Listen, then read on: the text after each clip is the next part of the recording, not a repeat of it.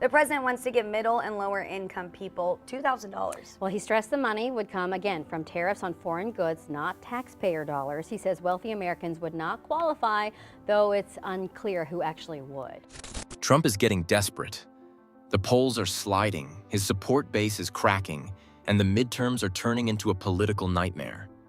So, in true Trump fashion, he's rolled out one of the most bizarre plans yet. A tariff dividend that promises every American $2,000. Sounds generous, right? But here's the truth. It's money you already paid through higher prices, and this move is about to hit the economy even harder. The reality behind it is far darker. The U.S. is drowning in over $38 trillion of national debt, inflation is still biting, and confidence in the dollar is fading fast. Trump's cash handout isn't rescuing the country, it's lighting the fuse on a financial time bomb. The cost of this so-called relief is simple. More debt, weaker currency, and an already struggling middle class falling even further behind. And while America sinks deeper into borrowing, China is doing the exact opposite. Beijing is stockpiling gold, expanding production, and quietly positioning itself as the next financial powerhouse Washington prints money. China builds wealth. The balance of power is shifting, fast. So, before we dive in, make sure to subscribe and stay tuned. The latest strategy from the Donald Trump administration is to rebrand tariffs as a dividend and promise $2,000 to millions of Americans. On the surface, it sounds simple. You pay tariffs, you get a payout. But once you look closely, the problems appear immediately. President Trump doubling down on his pledge to send low and middle-income Americans $2,000 dividends using tariff revenue. It's a tall promise and one that government budget experts say would require 2 years of tariffs to pay for. Tariffs are taxes on imports. And when those taxes rise, consumers pay more for almost everything. So taking money from tariffs and returning it to the public only works if the numbers add up. And they don't. The higher prices you pay at the store don't disappear. You feel them with every grocery run, every electronics purchase, every basic necessity. Then you're told you'll get a check. It's like filling a glass that has a leak at the bottom. You never get back what you lost.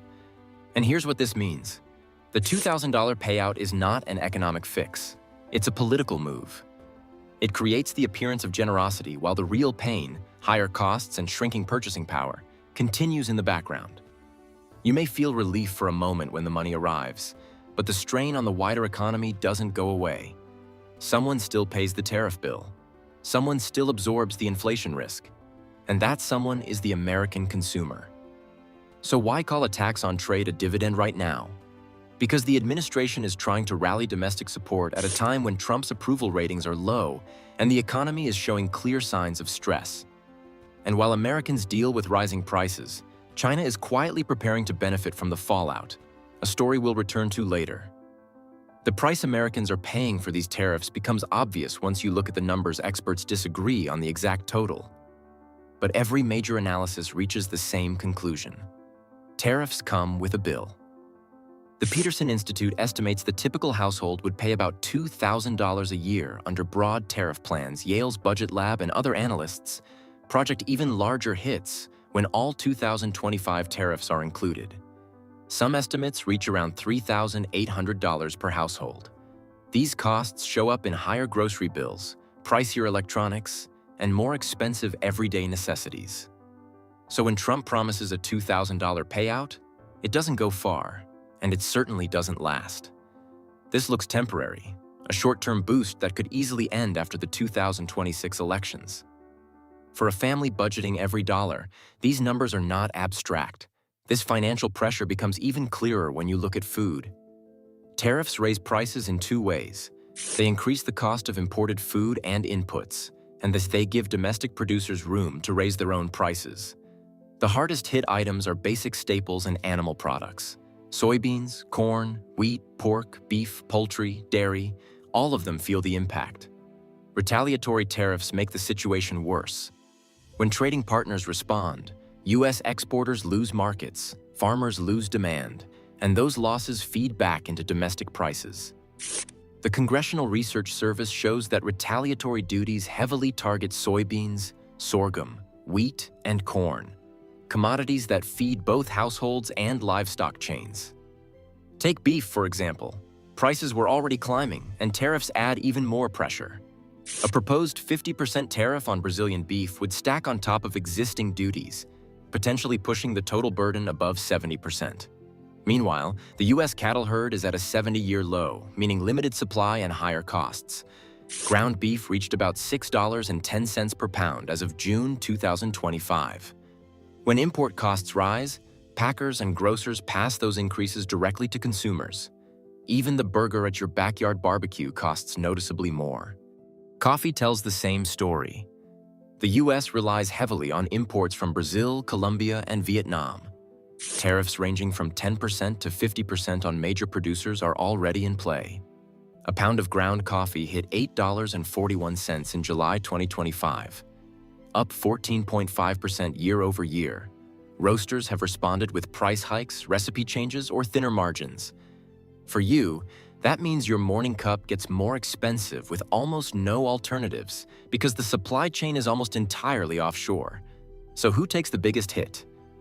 Lower-income families.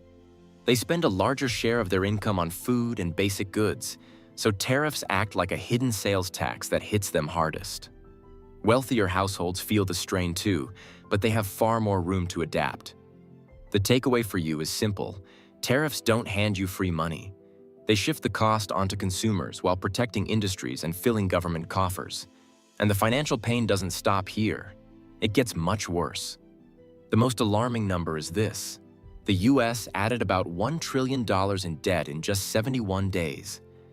That pace is historically extraordinary, and it shows how stretched the government already is before promising any new payouts. Now add Trump's plan on top of that. If $2,000 goes to roughly 85% of Americans, the total cost lands near $600 billion. And the tariff dividend doesn't come close to covering it. Tariffs don't generate enough revenue to fund this promise, not even remotely. So the government does what it always does when the math fails. It borrows. In plain English, the check you receive isn't funded by tariffs at all. It's funded by debt you'll eventually carry.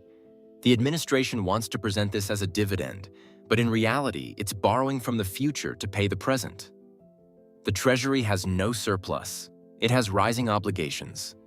Every new dollar borrowed turns into higher interest payments, more financial risk, and less stability. When interest costs rise, the money that could go to schools, infrastructure, or healthcare gets redirected to paying interest. The government isn't investing, it's maintaining an ever-expanding bill. For you, that means higher future tax pressure and more expensive borrowing. Mortgage rates, car loans, and even job growth get squeezed when the government crowds out private capital and pushes interest rates up so that $2,000 check may feel helpful for a moment, but the true cost stretches far beyond it. Someone pays. You, your family, or the next generation.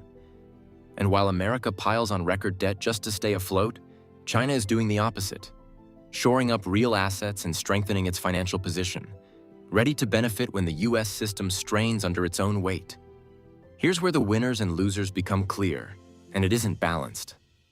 The payout sounds like relief for everyone, but the way money moves in the economy tells a different story. Lower-income households spend stimulus money immediately on groceries, rent, utilities. Wealthier households, however, channel a portion straight into assets like stocks, real estate, and bonds. That's why the rich end up richer. Walmart sees higher sales. Banks, insurers, and major corporations see bigger profits.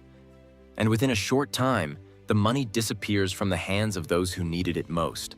Research from Stanford University shows the pattern plainly. The poorest Americans spend nearly all they receive, while the top 1%, who own more than 30% of all U.S. wealth, hold the assets that rise in value when stimulus flows into the system. They own the factories, the stores, the supply chains. When money circulates, it cycles back to them. You might ask, doesn't consumption help the economy? Yes, but only when incomes grow sustainably.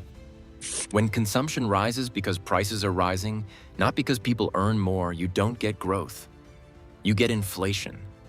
And when wages don't keep up, real wealth shrinks for millions. Meanwhile, asset owners benefit because their holdings rise when the money supply expands. In effect, what looks like democratic relief ends up reinforcing inequality. The payout feels equal, but the outcome is skewed. The relief you get today becomes the wealth someone else gains tomorrow. For you, that means a $2,000 check might help short-term, but long-term, you pay through inflation, higher interest rates, weaker wage power, and tougher competition for basic necessities like housing. The system isn't built to level the playing field. It's built to preserve the advantage of capital. And while American households fall further behind, China is positioning itself to benefit from these imbalances. A shift that becomes even clearer in the next chapter. While the US is performing fiscal acrobatics just to stay afloat, China is quietly, and relentlessly building real structural strength.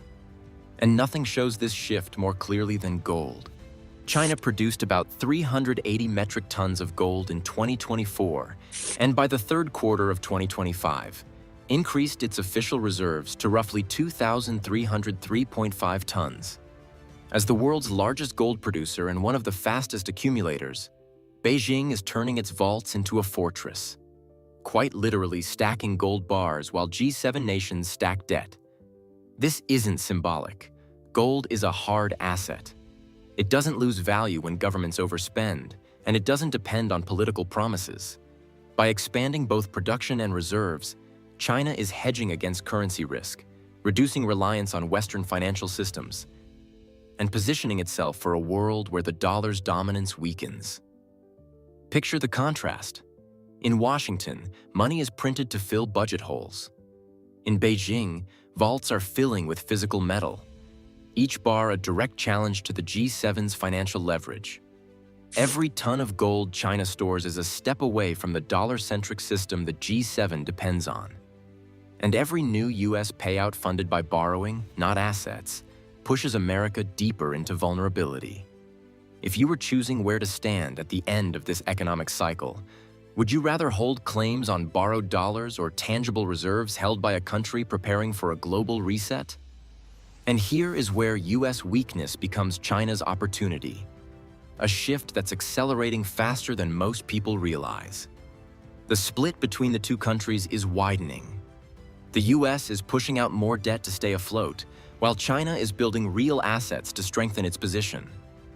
As America's debt moves from $38 trillion toward $40 trillion, one problem rises above all others: the cost of servicing that debt. Experts warn that interest payments are now growing so fast, they're starting to squeeze out essential spending. Money that could go to schools, roads, infrastructure, or healthcare is increasingly being redirected just to pay interest on past borrowing. That financial pressure builds long before the public feels it. But once it hits hard. China, meanwhile, is shifting gold and financial flows eastward. Every ton it accumulates puts more weight behind its long-term plan and chips away at the dollar's global dominance. When confidence in the dollar softens, US leverage weakens. America starts paying more to borrow, while China becomes more insulated. For you, this means the safety of the US financial system is no longer something to take for granted. The dollar will likely remain powerful in the short term. But the cracks are spreading. Inflation still lingers, interest rates remain elevated, and asset bubbles form under the surface. And when those bubbles burst, the people holding real assets win. Those holding debt promises lose. So these payouts, $2,000 here, a tariff dividend there, aren't free policy ideas. They're a gamble that the world will keep accepting the US system. A gamble that rising debt won't matter. A gamble that you won't feel the consequences. But the long-term reality always arrives. One nation is buying time with borrowed money. The other is buying power with real assets. And in a global reset, those two strategies do not end the same way.